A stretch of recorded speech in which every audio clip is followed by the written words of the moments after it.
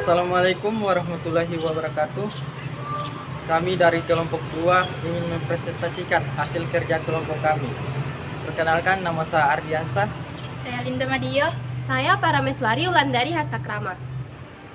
Baiklah, untuk mempersingkat waktu, kita langsung masuk saja kepada materi kita yang berjudul Pemikiran Perkembangan Ekonomi. Aliran pemikiran ekonomi. Aliran pemikiran ekonomi atau masa pemikiran ekonomi adalah pendekatan dalam sejarah pemikiran ekonomi yang cukup penting untuk dikelompokkan sebagai aliran pemikiran. Meskipun para ekonom tidak selalu bergabung dalam aliran tertentu, terutama di era modern. Pengelompokan ekonomi ke dalam sejumlah aliran pemikiran umum terjadi dalam ilmu ekonomi. Pemikiran ekonomi dapat dibagi menjadi 3 tahap, yakni yang pertama yaitu pramodern, yaitu Yunani, Romawi, India, Persia, Arab, dan Tiongkok. Dan yang kedua modern awal, yaitu merkantilisme dan psikorat. Dan yang ketiga yaitu modern, dimulai dengan pemikiran Adam Smith dan ekonomi klasik pada akhir abad ke-18. Teori ekonomi yang sistematis telah berkembang sejak awal era modern. 16 aliran-aliran ekonomi. Yang pertama yaitu aliran skolatik.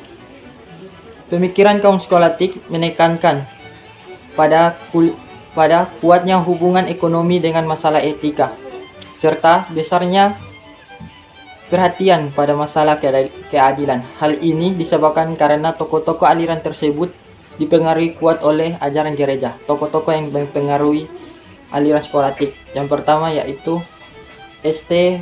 Thomas Aquinas 1225 sampai 1274. Dalam bukunya yang berjudul Summa Theologica, Thomas Aquinas berpendapat bahwa memungut bunga dari uang yang dipinjamkan adalah tidak adil karena sama saja dengan menjual sesuatu yang sebenarnya tidak ada. Pandangan tersebut sama dengan apa yang dilontarkan oleh Aristoteles yang mengutuk penarikan bunga, sebab bunga adalah keuntungan dari sesuatu yang dilakukan tanpa usaha dan biaya. 2. Yaitu merkantilisme. Merkantilisme sendiri berasal dari kata merchant yang berarti pedagang. Merkantilisme adalah suatu teori ekonomi yang menyatakan bahwa kesejahteraan suatu negara ditentukan oleh banyaknya aset atau modal yang disimpan oleh negara yang bersangkutan, dan bahwa besarnya volume perdagangan global sangat penting. Tokoh-tokoh yang mempengaruhi merkantilisme yaitu Jean Bodin. Menurutnya, bertambahnya uang yang diperoleh dari perdagangan luar negeri dapat menyebabkan naiknya harga barang-barang. Selain itu, naiknya barang-barang tentunya dipengaruhi oleh beberapa hal, yaitu yang pertama, bertambahnya logam mulia seperti emas dan perak. Yang kedua, perdagangan monopoli. Yang ketiga, jumlah barang dalam negeri menjadi langka karena sebagian besarnya diekspor ke luar negeri.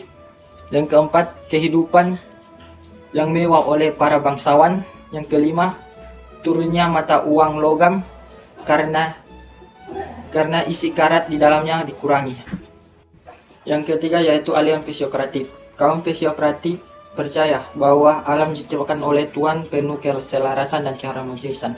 Kaum psikokratif juga percaya bahwa sistem perekonomian juga mirip dengan alam, penuh harmonis tersebut. Dengan demikian, setiap tindakan manusia dalam memenuhi kebutuhan masing-masing juga akan selaras dengan kemakmuran masyarakat. Tokoh-tokoh yang mempengaruhi psikokratik yaitu 1. Francis Cusnay pada tahun 1964. Menurut Francis Cusnay, masyarakat dibagi menjadi 4 golongan. Yang pertama, masyarakat produktif. Yang kedua, kelas tuan tanah. Dan yang ketiga, kelas yang tidak produktif atau kelas steril. Yang keempat, kelas masyarakat buruh atau labor. Cusnay mengajukan agar kebijakan-kebijakan yang diambil oleh pemerintah harus ditunjukkan, terutama yang untuk meningkatkan tarif hidup petani.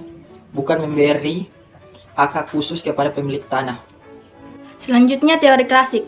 Teori klasik adalah teori yang beranggapan bahwa pasar bebas akan membentuk keseimbangannya secara mandiri. Selain itu, ekonomi klasik adalah suatu perekonomian yang diatur oleh mekanisme pasar, sehingga tingkat penggunaan tenaga kerja secara penuh akan tercapai. Menurut Adam Smith, bahwa pertumbuhan ekonomi terbagi menjadi 5 tahapan, yaitu masa perburuan, terus masa bercocok tanam dan masa beternak, terus masa perdagangan dan masa perindustrian. Menurut 5 teori di atas, masyarakat akan bergerak dari tradisional menuju masyarakat modern kapitalis. Selanjutnya, sosialisme. Sosialisme berasal dari kata societas, bahasa Yunani yang berarti masyarakat. Sosialisme adalah sebuah masyarakat di mana kaum pekerja sendiri yang menguasai alat-alat produksi dan merencanakan ekonomi secara demokratik, dan semua ini secara internasional. Kontribusi utama Owen bagi pikiran sosialis adalah pandangan tentang di mana perilaku sosial manusia tidaklah tetap atau absolut, dan manusia mempunyai kehendak bebas untuk mengorganisir diri mereka ke dalam segala bentuk masyarakat yang mereka inginkan. Menurut Marx, potensi bagi pencapaian individu terkait dengan aktivitas ekonomi atau produksi dari suatu masyarakat. Khususnya, kesempatan untuk bebas dalam masyarakat modern hanya mungkin apabila sistem produksi berbasis kelas yang menjadi karakter kapitalisme dihapuskan. Kapitalisme mengandung bibit kehancurannya sendiri.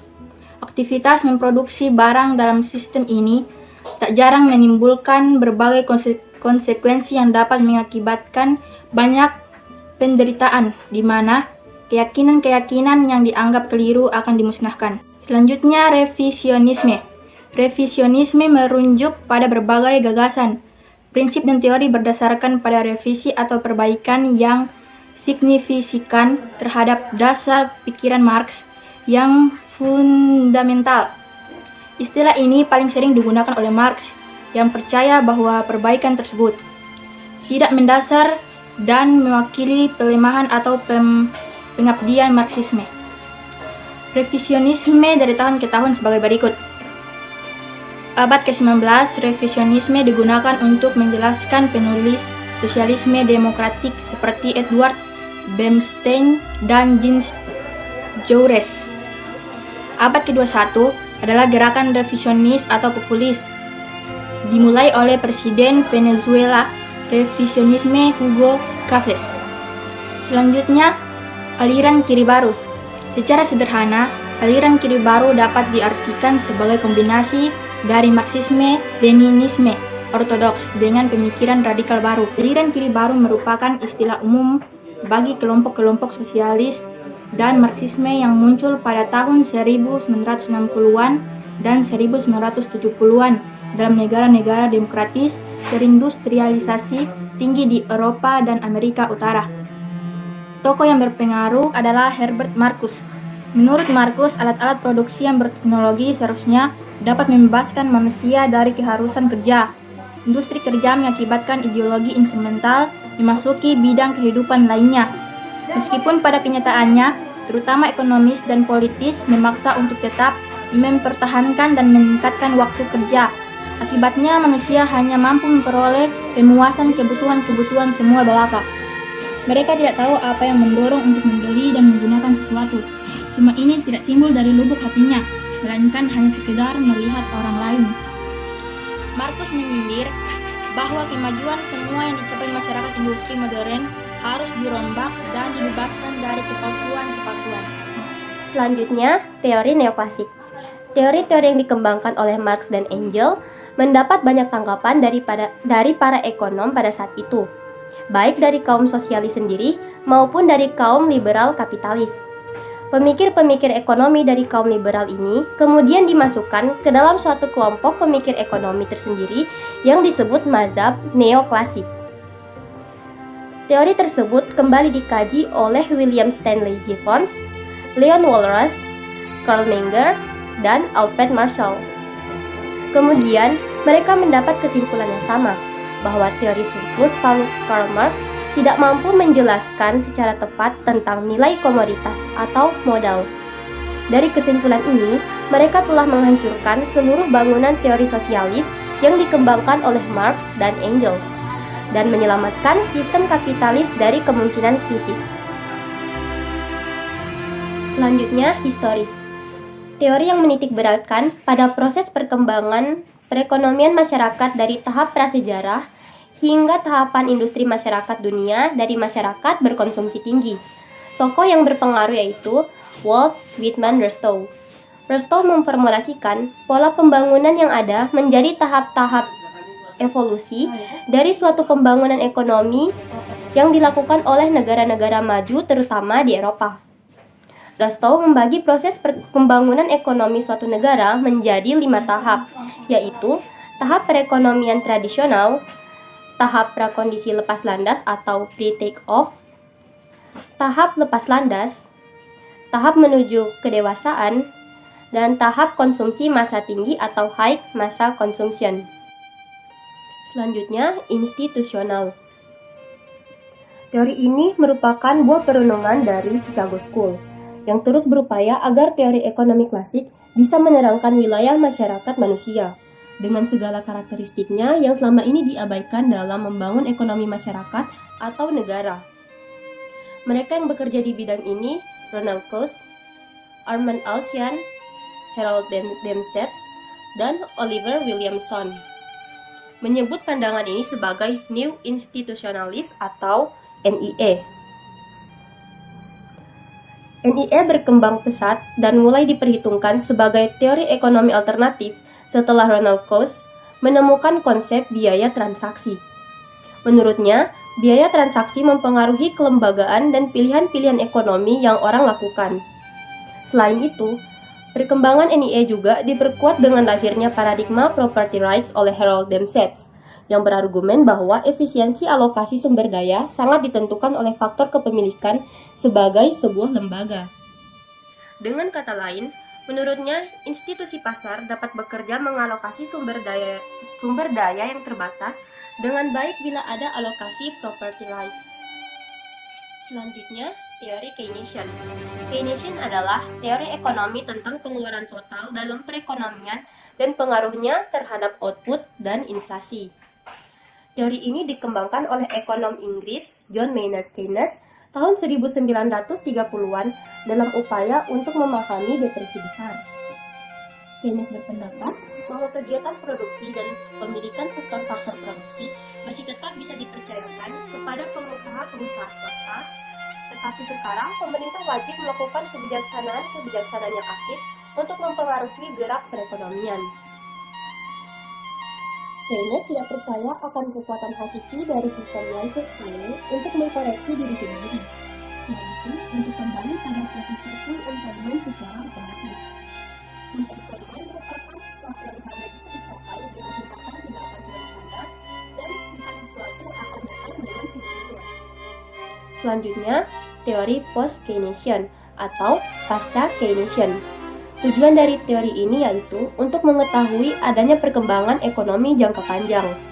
Post-Keynesian menggunakan asumsi bahwa bila ada investasi, maka pendapatan real harus juga bertambah untuk mencegah adanya kapasitas yang menganggur.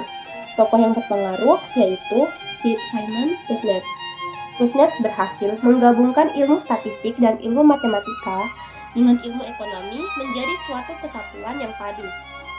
Ia juga banyak menyumbangkan pemikiran tentang hal-hal yang berhubungan dengan perhitungan pendapatan nasional, konsumsi, tabungan, pengangguran, inflasi, dan harga-harga diamati menurut analisis aliran kurun waktu atau time series analysis.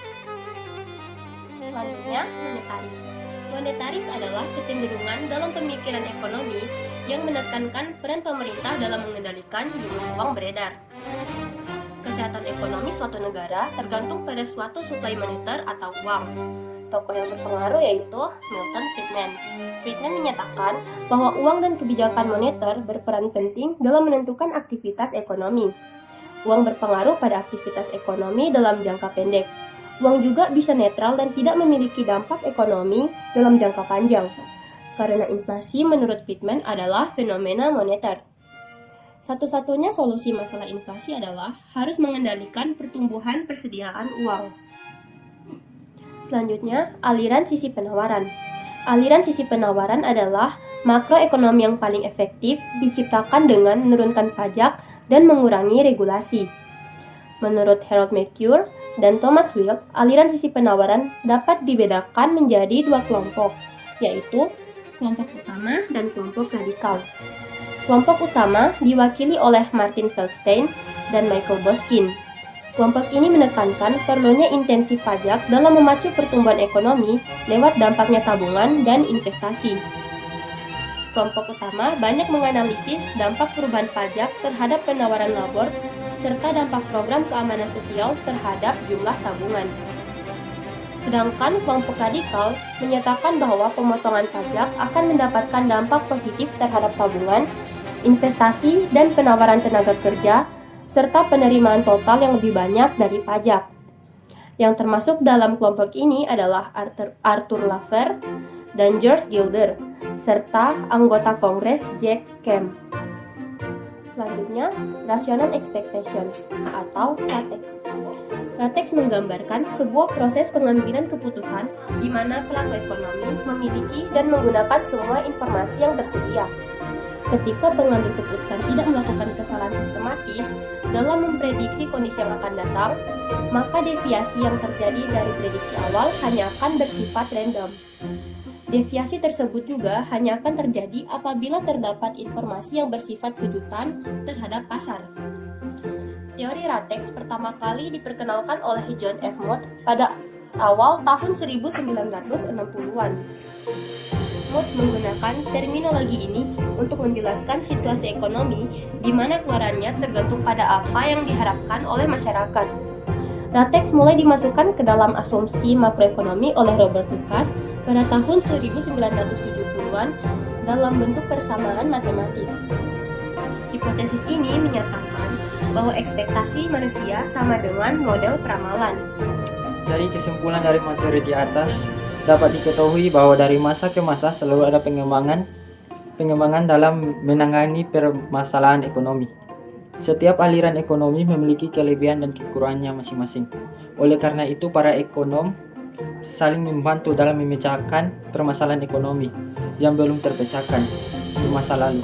Seperti yang terjadi pada mazhab neoklasik, di mana William, Leon, Kars, dan Alfred menarik kesimpulan yang sama, bahwa teori surplus value Karl Marx tidak mampu menjelaskan secara tepat tentang nilai komunitas atau modal. Tidak mustahil di zaman ini akan lahir teori ekonomi yang baru yang akan membantu suatu negara keluar dari krisis ekonomi. Sekian presentasi kami pada hari ini. Lebih dan kurangnya kami mohon maaf. Sekian dan terima kasih. Wassalamualaikum warahmatullahi wabarakatuh.